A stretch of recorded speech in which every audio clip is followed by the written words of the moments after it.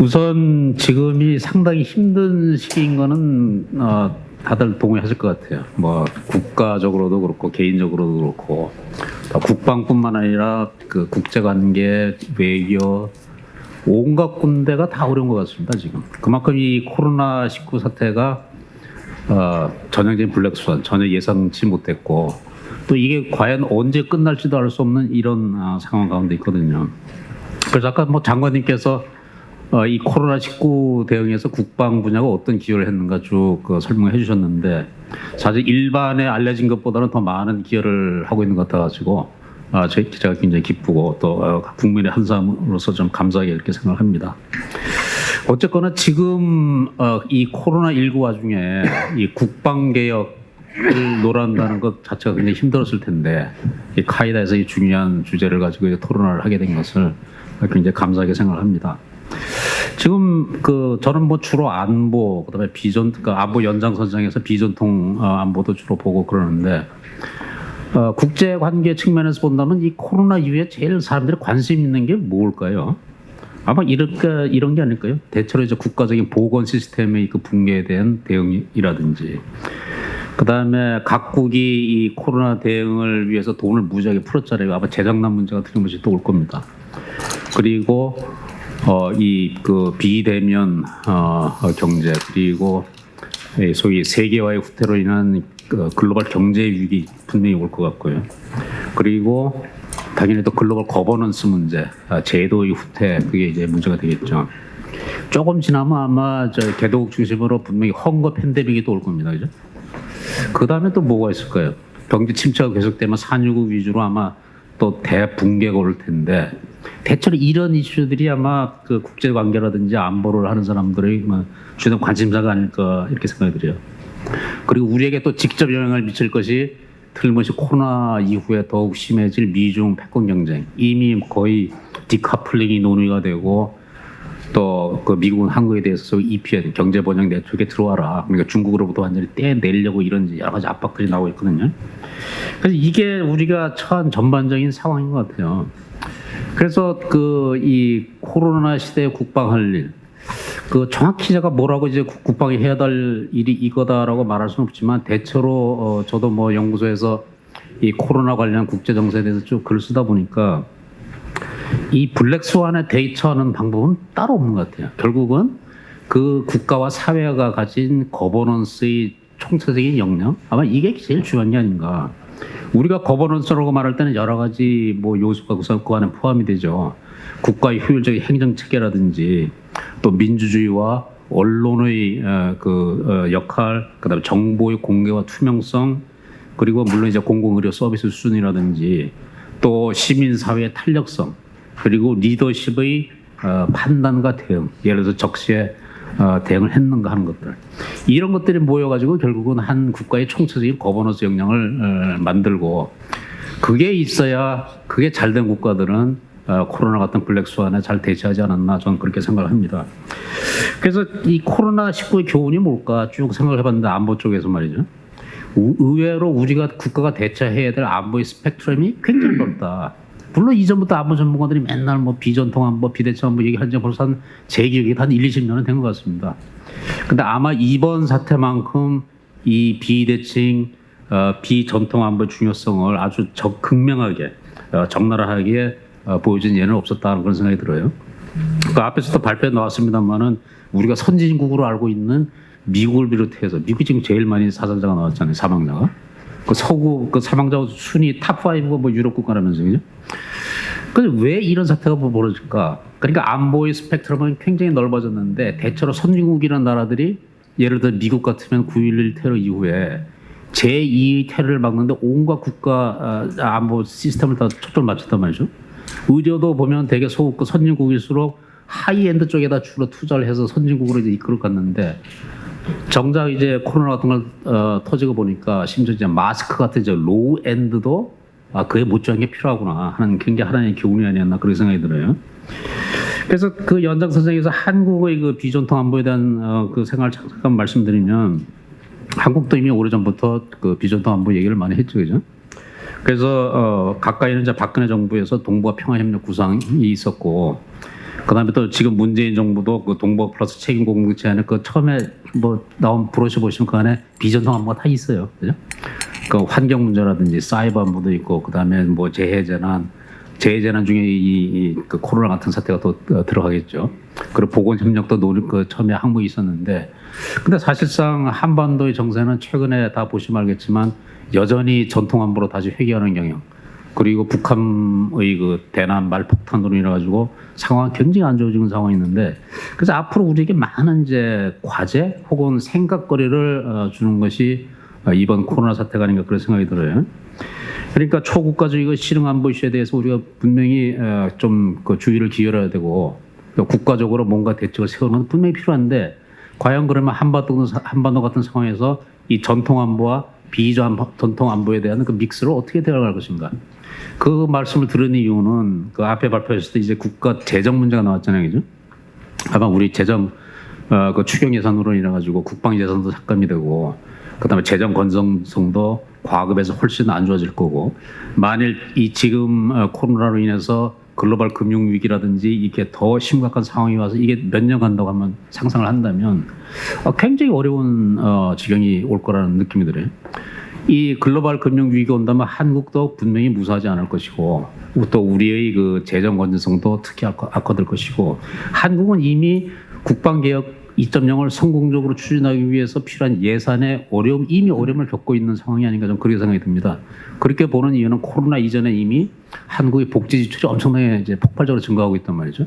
저는 심지어 이제 복지 포퓰리즘이라고도 얘기를 하는데, 그 진영을 떠나서 그 야당과 여당을 떠나서 이제는 복지 쪽으로 그 이미 이제 물꼬를 터는 그 재정 지출을 아마 되돌리기가 상당히 어려울 겁니다. 그리고 병력 자원도 감소하고 있죠. 세수도 분명히 줄 것이고, 그렇게 된다면 우리가 앞으로 헤쳐가야 될 도전이 굉장히 만만치 않다 하는 그런 좀 심각한 위기의식을 좀 느끼게 됩니다. 그래서 사실 해결하는데 대처하는데 뾰족한 방안은 묘책은 없는 것 같아요.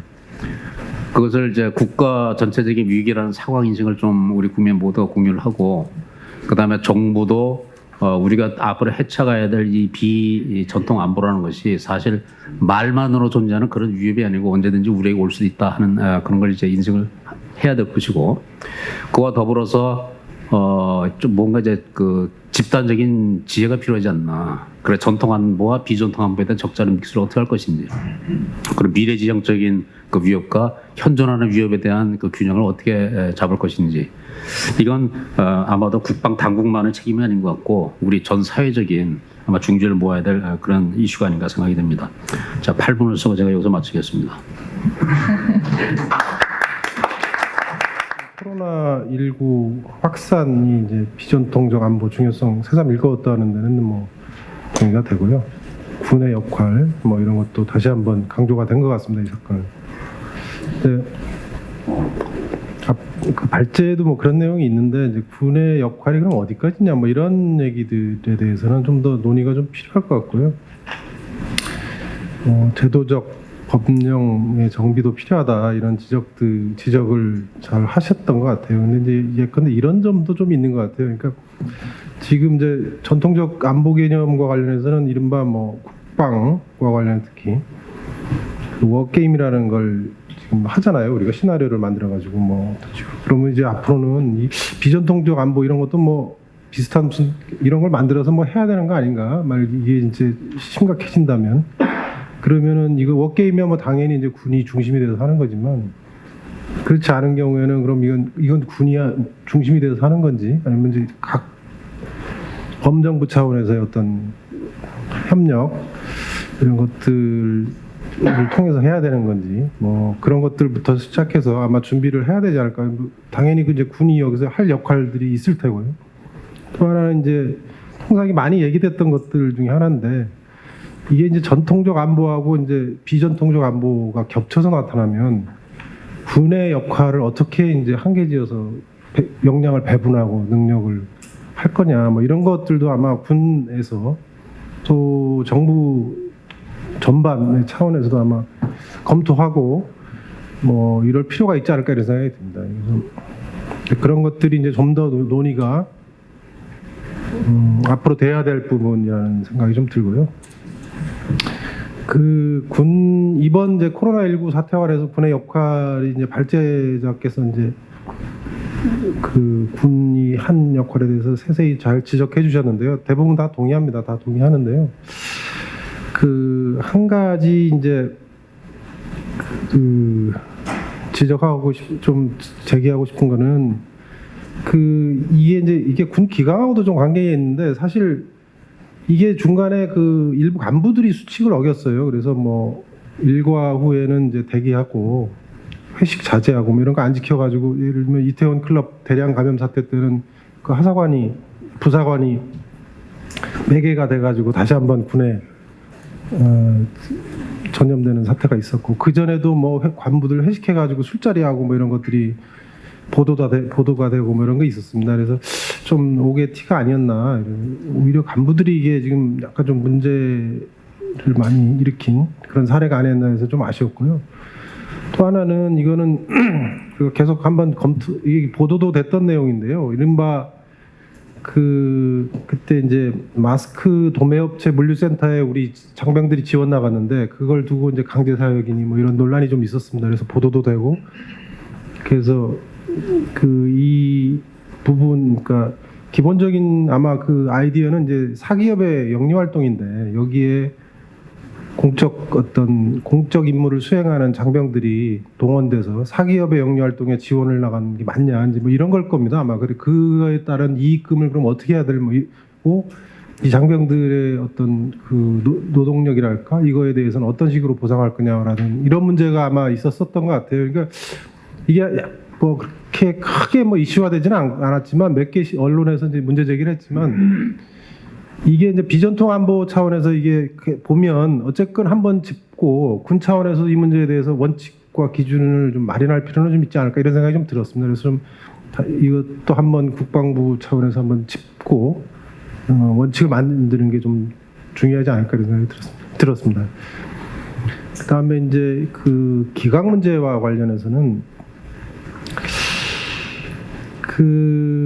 제가 이제 처음 기자로서 약간 놀랬던, 약간 좀, 이게 언어 감각이 좀 다르구나 이런 느낌을 받았던 게 이제 군 기강 얘기였어요. 그러니까, 예컨대 이런 거예요. 그러니까, 최근에 이제 한 몇 년 사이에 이제 군의 이제 성추행 뭐 이런 게 이제 많이 논란이 됐고, 보도도 많이 됐어요. 근데 그때마다 군에서 이제 보도자료를 국방부에서 내는데, 꼭 표현이 성군기예요. 성군기 문란 사건 뭐 이런 식으로 정의를 하더라고요. 그러니까 제가 그때는 그냥 좀 특이한 용어구나 이런 생각을 했어요. 근데 이게 쭉 보면 이게 마찬가지인데, 그러니까 성추행 뭐 그다음에 뭐 성희롱 성과 관련된 거, 그다음에 뭐 구타, 그다음에 추행, 뭐 가혹행위 뭐 이런 거는 사실 이제 보통 이제 장병들 사이에 일어나는 것들이죠. 가혹행위 뭐 이런 것들은 그걸 군기라고 표현할 수도 있지만 사실 이게 범죄거든요. 그냥 말 그대로 그냥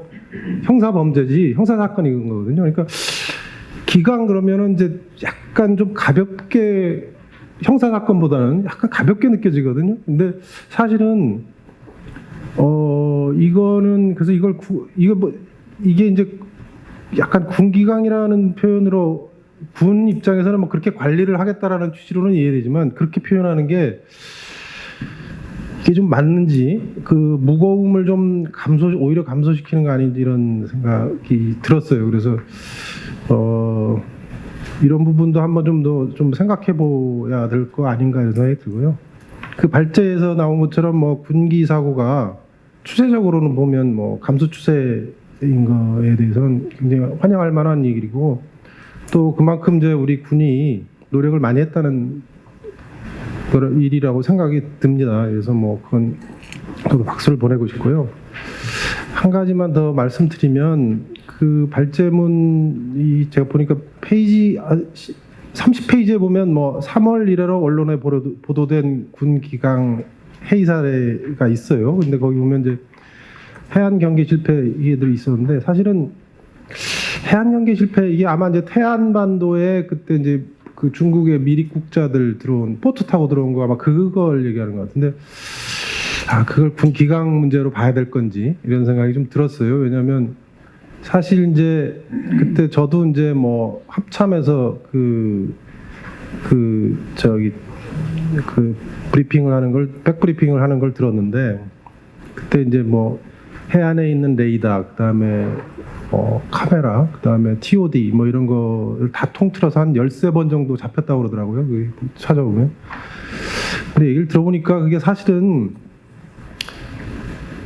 지금 사후 검토해서 보니까 그게 뭐 13번 이게 그거구나 이렇게 얘기하는 거지. 그게 일상적으로 그 고깃배들 왔다 갔다 하고 뭐 레저용 보트들 왔다 갔다 하고 그러는데 그걸 사실 그거를 기강회의로 해서 잡을 걸 못 잡았다 이렇게 보는 건 조금 좀 지나치지 않나라는 생각이 들고요. 그리고 사실은 더 근본적으로는 사실 이 문제는 이게 그런 미립국자를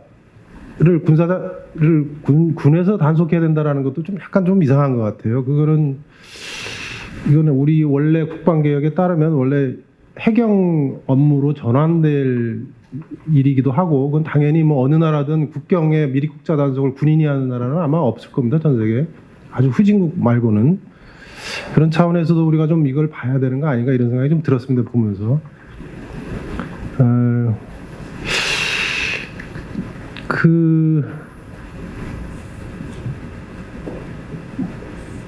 이 국방 예산 관련도 한 말씀 드려야 되는데 이건 진짜 잘 모르겠어요. 하여튼 우리가 국방 예산을 준다라는 걸 예상하고 어쨌건 우선순위를 정해서 국방개혁 2.0을 추진하는 거 수밖에 없지 않나 이런 생각이 좀 듭니다. 이상입니다. 고맙습니다. 사실 저는 국방에는 비전문가긴 한데요. 어쨌든 그래서 항상 들으면 이제 들을 때만 잠깐 이해하고 다시 또 들으면 새롭고 뭐 그렇긴 합니다. 그래서 재밌게 들었긴 했는데요.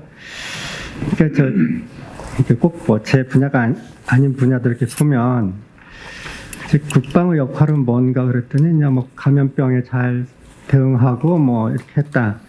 기강은 어떠냐? 뭐 대충 뭐 코로나하고는 별 관계가 없는 것 같다.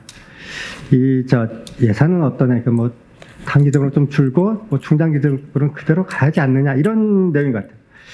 제가 국방개혁 2.0이 도대체 뭔가를 사실은 모르니까 뭐라고 이렇게 말하기는 어렵지만 적어도 코로나19 사태하고 코로나 사태하고 국방개혁 2.0하고 접점은 도대체 뭔지가 사실은 들어도 저는 잘 모르겠어요. 그러니까 일반인이 듣기에 그래 이게 지금 코로나 사태가 벌어졌는데 이게 진짜 국방개혁에 중요한 영향을 줄 것이다. 아니 뭐 그게 전혀 영향이 없다 그러면 사실 할 필요가 없죠. 우리 세미나 할 필요가 없죠. 어떤 영향을 줄 것인가에 대해서 한번 이렇게 심도 있게 한번 봐야 하는 게 아닐까. 예를 들면 코로나라는 것은 이번에 보면 이제 기본적으로는 비대면, IT 비슷하게 이렇게 간다는 뜻이거든요. 앞으로 그렇게 가는 게 좋겠다는 게 이제 얘가 주는 메시지거든요. 꼭 저는 뭐 그렇게까지 심하게 변할 거라고 생각하지는 않지만 적어도 얘가 주는 메시지는 언택트 분야가 비대면 분야가 좀 늘어나고 그러다 보니까 IT 방식으로 좀 늘어나야 한다는 게 얘가 주는 메시지 같아요. 그러면 이 방식대로 국방개혁에 뭐가 들어갈지는 모르겠지만 이런 문제도 들어가 있는 거고 아까 이제 뭐 기강도 있고 그게 뭐 군 운영 방식일 수도 있겠지만 거기에도 마찬가지로 일단 군이라는 것이 굉장히 이제 밀집하는 방식이 많거든요. 그러니까 그런데 이런 문제가 있으니까 앞으로 우리가 뭐 아주 쉽게 생각해서 지금 전투가 이루어졌다. 정확히 매뉴얼은 뭐냐? 포로를 잡으면 마스크 다 나눠주는 게 매뉴얼이냐? 뭐 이런 식의 것이 이제 일반인이 궁금해할 사항 같아요. 전투를 하면 이렇게 다 열심히 모여서 이렇게 하는 방식이 맞는 거냐?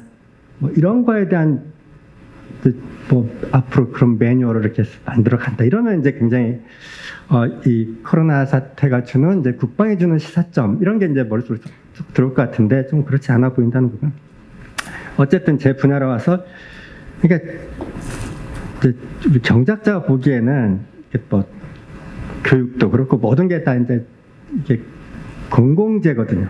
공공재면 이게 공공재의 용도가 뭐냐면 이제 국민의 재산과 생명을 지키기 위한 게 국방이거든요. 그러면 이제 국민의 생명과 재산 쪽이 이렇게 늘어나면 늘어날수록 국방에 많이 써야죠. 근데 지금처럼 좀 경제가 안 좋아져서 좀 줄면 그에 비례해서 좀 줄겠죠. 그러니까 재산과 그 생명 가치가 아무래도 재산의 가치가 좀 주니까 불가피해 볼 걸로 보입니다.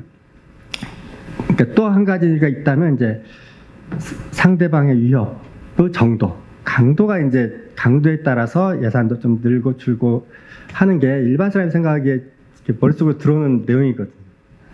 그러지 않고 그냥 우리 것이 중요하다는 것은 모든 분야가 똑같이 해결하고 있어요. 중소기업도 그렇고 뭐 SOC도 그렇고 뭐 아까 말한 대로 교육도 그렇고 어디나 그런데 그때 이제 정확히 사람들한테 주는 그 머릿속에 잘 들어오는 방식은 다 그런 식의 설명이거든요. 요새 같은 뭐 코로나가 있으니까 뭐 의료, 뭐 건강 이쪽으로 많이 지출해야 한다 정부가 이런 뭐 잘 들어오겠죠. 어쨌든 그렇게 봐야 하는데 제 생각에는 하는 말은 단기로는 줄이고 중기로는 그대로 가자는 거 비슷하게 이렇게 들리는데 그보다는 뭔가 이제 이 코로나하고 접점을 좀 찾아서 설명하는 게 더 좋을 것 같아요. 앞으로 이제 그러니까 저는 뭐 사실 국방계획 2.0에 돈 들어가는 게 어떤 분야일지는 잘 모르겠지만 그에 맞게끔 제일 맞는 방식으로 하려면 어떤 쪽에 돈이 더 들어갈 수밖에 없고 어떤 쪽은 좀 줄여야 한다. 가 이제 그 내용으로 들어가야겠죠. 대표적으로 아까 군 내에서 밀집을 좀 줄이려면 예를 들면 뭐 사병들 이렇게 숙소부터가 이게 제일 시급한 문제다. 이렇게 보여지는 게 일반 사람들한테 제일 설명하기 쉬운 방식일 거라는 거죠. 그래서 그런 방식으로 이렇게 설명을 해나가는 게 예산을 이렇게 늘려가고 그리고 거기에 잘 뭐 크게 이제는 뭐 문제가 없겠다 싶으면 좀 줄여가고 이렇게 가는 설명으로 가는 게 좀 좋을 것 같다 이렇게 저는 생각합니다. 이상입니다. 저는 그 대학에 있다가 휴직하고 잠깐 국방부의 공무원으로 생활하고 있는데 한 7개월째 지금 하고 있습니다. 그래서 오늘 세 가지 주제에 대해서 제가 어떤 대응 뭐 방향 뭐 이야기하는 것은 좀 그렇고 국방부 들어와서 보니까 좀 느끼는 점 이런 것을 한번 이야기하는 것도 좋지 않을까 하는 생각이 들었습니다. 첫 번째는 코로나 대응인데 제가 와서 가장 사실 인상 깊었던 거였어요. 코로나 대응에 대해서 주무부처가 분명히 아님에도 불구하고 장관님이 행동하시는 거 보면 주무부처 못지않아요. 장관님이 그 해외 출장이 2월 달에 있으셨는데 28일 새벽에 귀국해서 그날 바로 오전에 대책회의 하면서 했던 것이 뭐였냐면 신임 간호장교들 원래는 이제 3월 9일 임관인데 이것을 좀 당기는 문제를 논의를 하고 뭐 화생방 사령부 제독자 지원 문제 그 이후에 아까 박 기자님 강제동원 문제까지 언급하신 그 마스크 제작 유통업체에 가는 것 그다음에 보니까 뭐 1인 약국에도 갔었어요. 1인 약국에도 가서 행정처리 지원 업무 하는 것 국방어학원 임시생활시설로 바꾼 거 좀 몇 가지 문제가 뭐 논란이 있었지만 혼합검체분석부 제가 볼 때 너무 좋은 거죠. 그 훈련병도 몰아닥치는데 어떻게 검사하겠어요? 바쁜데.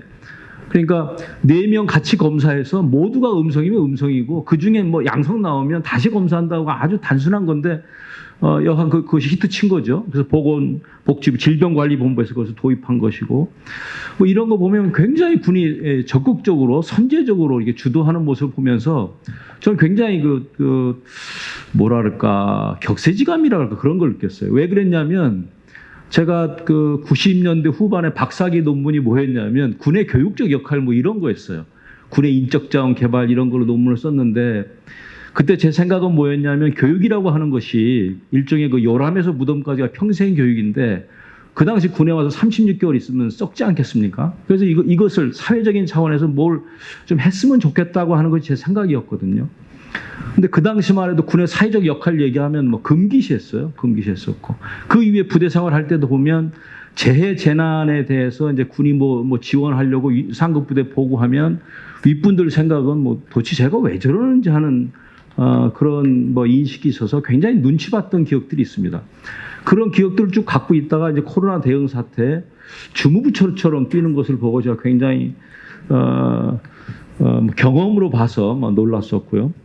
지금 생각해 보면 저는 뭐 당연히 맞다고 생각을 합니다. 예, 뭐 학술적으로 정리할 부분도 있고 아까 박 기자님 말씀하신 대로 동시에 일어나면 군이 해야 할 일, 뭐 그다음에 민이 해야 할 일 다 나눌 필요는 있지만 민군관계 이론도 여러 관점에서 보지만 사실은 어떻게 보면 사회와 군이 유리되면 유리될수록 후진적이죠. 그래서 군이라고 하는 것이 작은 사회인데 군이라고 하는 것은 막대한 인력, 장비, 시설이 있지 않겠습니까? 이 시설을 가지고 50조 원을 투입되는 이 군대가 이런 재난 사태에 대해서 가만히 있는다고 하는 것은 저는 뭐 안 된다고 보고요. 그래서 미국은 90년도 때에 아시는 전쟁 이외의 작전 이것이 교리화되어 있지만 지금이라도 저희는 그것을 교리화하고 체계화하는 것이 바람직하다라고 생각을 합니다. 그 다음에 이제 사건 사고 관련해서는 이건 정말 의문스러워. 굉장히 이건 연구 주제라고 생각해요. 이건 많은 사람들이 연구를 해야 될 것 같은데 군에 대해서는 고정관념이 있는 것 같습니다. 상당한 고정관념이 있고 군대는 무결점 청정 지역으로 생각하시는 것 같아요. 다들. 저는 이것이 굉장히 재밌는 현상인데 대학에 있을 때도 휴대폰 사용하는 문제를 동료 교수들이 질문을 많이 했어요. 예전에. 교수님 어떻게 군에서 휴대폰을 씁니까? 그럼 저는 이제 임복 실장님 계시지만 여러 가지 논의를 많이 했었거든요. 그래서 제가 이제 묻죠. 군에서 휴대폰 사용 안 하는 나라를 한번 대보세요. 그러면 이제 못 되죠. 전혀 모르니까. 근데 제가 이제 설명을 드리면 모병제 국가는 물론이고 뭐 중국, 러시아, 이스라엘, 싱가포르, 터키가 어쩌고 저쩌고 얘기하고 이스라엘에는 점호 있는 거 없는 거 아세요? 이렇게 묻기도 하고 이스라엘은 꽁청 매고 그죠? 전투복 쥐려 입기도 하고 얼굴에 화장도 하고 그런 이스라엘 군대를 우리가 정신력이 약한 군대라고 안 하지 않습니까? 뭐 이렇게 얘기하면 이제 깜짝 놀라면서도 별로 탐탁치 않게 생각하시는 것 같아요. 그래서 이 고정관념이 굉장히 깊숙이 박혀 있다는 것이고요. 그 다음에 뉴스에서 이렇게 보면 뭐 군기가 시퍼렇게 살아있던 80년대 얘기를 하시는 분들이 꽤 많죠. 저는 지금도 만나는 분들, 뭐 선배님들 만나면 그런 얘기 많이 하시는데 데이터가 전부는 아니지만 데이터는 명확해요. 연간 사망자 80년도 970여 명, 지난해 뭐 86명, 자살자 80년도 391명, 지난해 60몇 명, 안전사고 탈령은 95년도 2천여 명, 지난해 122명, 뭐 사이버 도박 얘기하지만 도박 발생률이 0.34%입니다. 그러니까 동시대에 있는 일반 사회 비율은 5.3%예요. 그러니까 일반 사회하고 비교해 보면 100분의 6%인 거예요. 그러니까 이게 데이터만 보면 군이 현격하게 선진하고 있음에도 불구하고 우리 요즘 군대 왜 이러나 이렇게 보니까 저는 이 점에 대해서 이걸 어떻게 해석해야 될지 한 연구 주제예요. 정말로 이게 정치적인 관점에서 이런 것인지 심리적으로 그런 것인지 소통의 문제인 것인지 아니면 옛날이 좋았지 하는 그 올드 데이스 신드롬이 구조화된 것인지 그래서 이건 좀 진짜 연구해봐야 될 문제라고 생각되고요. 그래서 저는 그 담론 형성이 중요한 것 같습니다. 그래서 담론이라고 하는 것이 그 미래지향적 담론이 있어야 될 것 같아요. 그래서 바람직한 병영 문화란 무엇인지 뭐 그런 얘기를 좀 해야 되는 거 아닌가. 너무 우리는 미래지향적이기보다는 과거지향적 담론이 좀 많았던 것 같아요. 계속 옛날 얘기하고 조금 앞서가려고 하면 뭐 하려고 하고 하는데 뭐 국방개혁 말씀하셨지만 지금 중국, 러시아, 대만, 미국 국방개혁 한번 공부해 보신 분들 보면 병력을 줄이기 위해서 얼마만큼 노력하는지 부대 구조를 개편하기 위해서 얼마만큼 노력하는지 보시면 뭐 너무나 명확하거든요. 그리고 우리나라에서 우리가 만들었던 그 2005년도 국방개혁을 봐도 그게 이제 최초로 만들어진 공식적인 문건입니다. 국방개혁. 그 다운로드가 되니까 한번 보세요. 보시면 제가 오늘 아침에 읽어봤는데 지금 봐도 너무나 맞는 얘기가 많고요. 거기에 지작사 창설 문제 다 들어가 있습니다. 그러면 사실은 국방부를 질책한다고 하면 야 이렇게 사회가 발전하고 있음에도 불구하고 국방부 뭐 하고 있냐 이렇게 질책하면 국방부가 신이 나서 보지 말 텐데 발전하는 것에 대해서 자꾸 과거지향적인 잣대를 대는 것이 아닌가 하는 그런 궁금증 왜 이럴까 하는 생각을 갖고 있고요. 경계 문제도 한마디만 드리면 저는 매우 조심스럽습니다만 그게 큰 문제가 싶습니다. 이게 우리나라 안보상의 위협에 그렇게 큰 문제인가? 그럼 이제 혹자는 그렇게 얘기하죠. 목선에 그 북한 누가 공작원이 타고 있으면 어떻게 하냐? 타고 있을 리가 없고 타고 왔다고 한다 손 치더라도 뭐가 그렇게 문제가 되겠냐 싶어요. 저는 그러니까 그게 그다지 안보상의 위협 대비 노력이 너무 과다하다는 거죠. 그러니까 지금 경계 때문에 전전긍긍하고 제가 듣는 해양 경계병의 고충이라든지 대대장, 연대장들 지휘관이 겪는 그 스트레스, 긴장감 이런 걸 보면 이제 안 할 수는 없는데 국민적인 관심이 크니까 그런 거 보면 좀 안타까운 마음이 들고 그렇게 됐을 경우에 실제로 군사 대비 태세가 정상적으로 발휘하기는 오히려 힘든 거 아닌가. 그래서 우리가 합리적인 관점에서 이것을 잘 정리해야지 뭐 조금만 사고 나면 경계에 실패한 지휘관을 뭐 어쩌고저쩌고 이렇게 얘기 나오는 것은 정말 이건 저는 군사 전문가는 해서는 안 될 소리다 이렇게 생각이 들고요. 예산 문제는 한 가지만 말씀드리면 코로나의 이야기도 있었지만 저 예산만 얘기하면 사실은 답답한데 국방 중기계획 2020년, 2024년까지 국방 중기계획 예산 보면 290조입니다. 290조. 이게 연간 58조 원인데요. 제가 볼 때 안정적으로 확보하는 거 쉽지 않을 것 같습니다. 그래서 늘 사실 안정적으로 예산 확보가 안 됐기 때문에 국방계획이 잘 더디어 온 것이 있는데 저는 그 저출산 고령화에 생각이 좀 많이 가 있습니다. 저출산은 데이터로 보면 사실 굉장히 무서운 데이터예요, 이게. 60년대 합계 출산율이 6명이죠. 그 당시는 6명이 낳은 거예요. 제가 사남 1년대 다 그랬어요. 근데 지금 83년대 2명, 올해 0.8명이니까 여성 10명 중에 평생 아이 낳는 숫자가 8명인 거예요. 그래서 이거를 집단 자살이라고까지 어느 학자는 얘기를 하는데 인구가 감소하면 뭐 저성장의 조세 수익 감소, 정부 재원 감소는 이건 뭐 뻔한 얘기고요. 고령화 비율도 우리가 초고령 사회, 고령 사회 진입도 뭐 이제 17년에 됐고, 하여튼 이렇게 되는 거예요. 그래서 고령화 대비해서 이제 정부의 지출도 보건, 복지 포함해서 굉장히 느는 거죠. 하여튼 뭐 말씀 줄이면 사회복지 지출이 우리가 11% 수준이에요. 지금 우리 국가의 사회복지 지출 수준이 11%인데 이마저도 OECD 평균 대비해서 37개 국가 중에 제일 낮은 수준입니다. 제가 보면 가면 갈수록 한국이 거의 유일한 초저출산, 초고령화 사회예요. 가면 갈수록 저는 이 사회복지 지출 수준이 늘 수밖에 없는 것이고 정부의 재정 지출 속에서 의무 지출은 반드시 늘 거예요. 지금도 엄청나게 늘고 있고 그래서 재량 지출은 많이 줍니다. 재량 지출이라고 하는 것은 정부가 정책적으로 할 수 있는 재량 지출은 주는 거죠. 그래서 그 점을 우리가 염두에 두고 뭐 국군을 최적화할 수 있는데 관심을 가져야 하는가 하는 생각을 했습니다. 줄이겠습니다. 네, 감사합니다.